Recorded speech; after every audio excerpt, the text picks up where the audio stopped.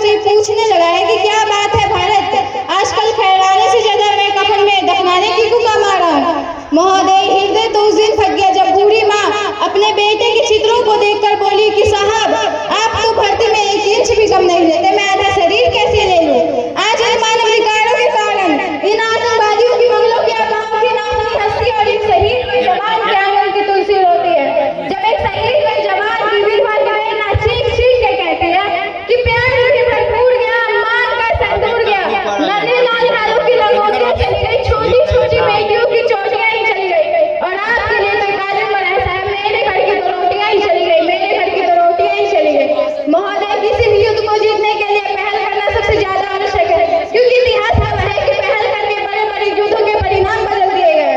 परंतु हमारे देश के जवान इस कथन बंधे हुए हैं कि अपनी ड्यूटी पे खड़े होकर भी आज पहल करने से डरते हैं, क्योंकि वे जानते हैं कि एक उग्रवादी के राइफल से निकलने वाली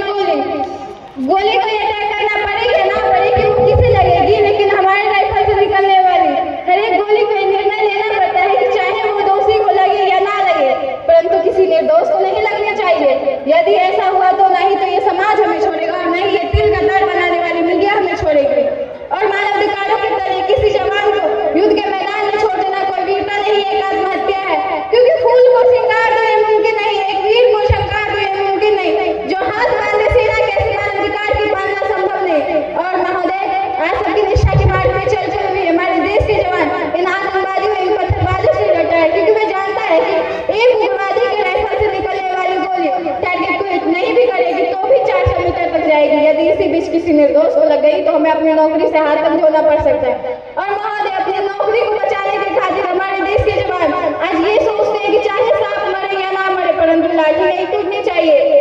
क्योंकि महोदय हमारे देश के हालात कुछ ऐसे हुए हैं कि चिरागों को हवाओं में उछाला जा रहा है, हवाओं पर भी रोक डाला जा रहा है। अरे हमने तो बुनियाद आंतरिक सुरक्षा किया और आज हमें नौकरी से निकाला जा रहा है। महोदय, जब पुलवामा में 44 जवान शहीद हुए, छत्तीसगढ़ में 76 जवान शहीद हुए, तो मानवाधिकार के नाम की दुहाई देने वाला कोई भी मेरे पक्ष में खड़ा नहीं हुआ। और जब एक देश सुंदर भारत तेरे टुकड़े होंगे, अब जब हम शर्मिंदा है जैसे देशद्रोही के नारे लगते हैं, तो सारे मानवाधिकार की ज्ञाता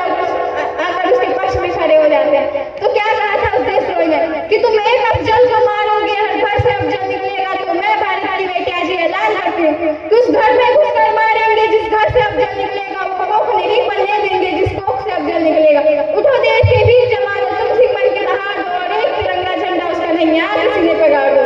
महोदय, अपने वाहनों को विराम की ओर ले जाते हुए इतना कहना चाहूंगी कि मुझे अफसोस है अपने देश के न्यायिक प्रक्रिया पर जहाँ रात के 12 बजे किसी आतंकी के लिए सर्वोच्च न्यायालय के दरवाजे खोल दिए जाते हैं। तो ऐसे मानवाधिकारों की अनुपालना करते हुए आतंकवाद और उग्रवाद से कभी निपटा नहीं जा सकता। सुनो मानवाधिकार के नाम की दुहाई देने वाले, सीमा पर लड़ा नहीं जाता चरखों से चोलों के आगे, सीमा पर लड़ा नहीं जाता चरखों से चोलों के आगे, रामायण पढ़ी नहीं जाती सीमा पर गोलों के आगे। जय हिंद, जय भारत।